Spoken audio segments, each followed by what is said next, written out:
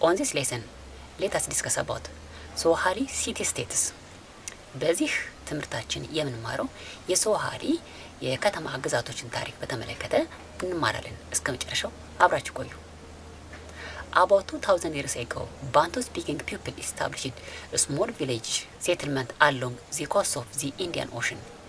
ከ2000 ዓመት በፊት ነበር የባንቱ ቋንቋ ተናጋሪ ህዝቦች በኢንዲያ ውቅያኖስ ጠረፍ አካባቢ ትንንሽ መንደሮችን የመሰረቱት። After the rise of Islam, the region received a great impetus from Muslim Arabic-speaking merchants who married into local ruling families.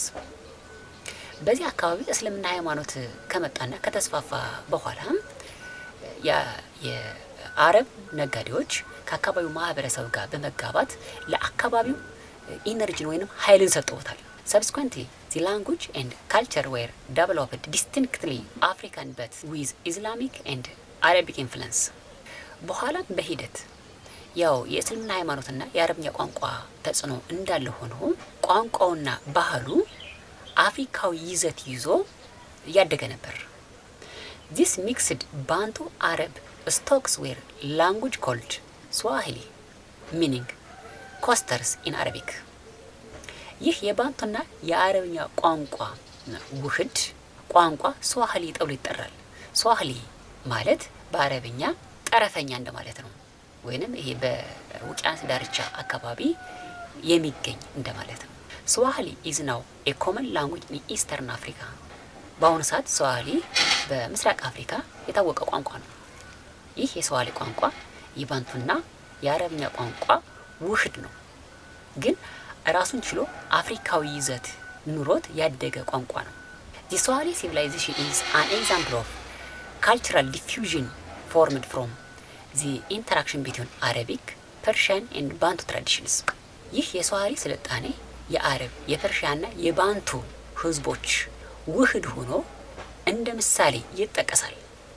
There were several important coastal commercial centers called Swahili city states. በርካታ የንግድ ማዕከል የነበሩ የስዋሂሊ ከተማ ግዛቶች ይጠቀሳሉ።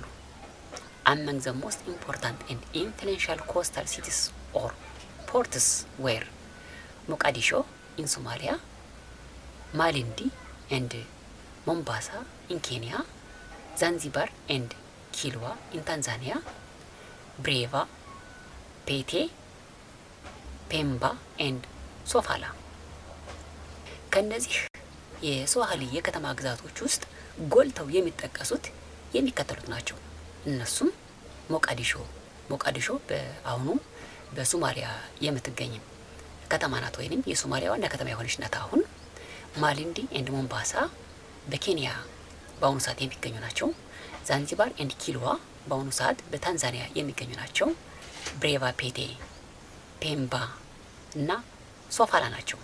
እነዚህ የሚታወቁ ወይንም ጎልተው የወጡ የስዋሂሊ የከተማ ግዛቶች ነበሩ።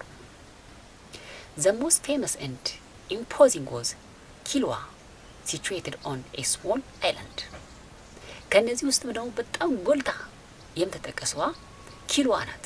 ኪልዋ በትንሽ ደሴት ላይ የምትገኝ የከተማ ግዛት ነበረች። ኪልዋ became the main centers of East African gold and ivory trade. ኪልዋ በምስራቅ አፍሪካ የወርቅና የዝሆን ጥርስ ንግድ ዋነኛ ማዕከል ነበረች። wealthy Muslim elites ruled the Swahili cities. እነዚህን የከተማ ግዛቶች ያስተዳድሯቸው ወይንም ይመሯቸው የነበሩ ሀብታም ሙስሊሞች ነበሩ።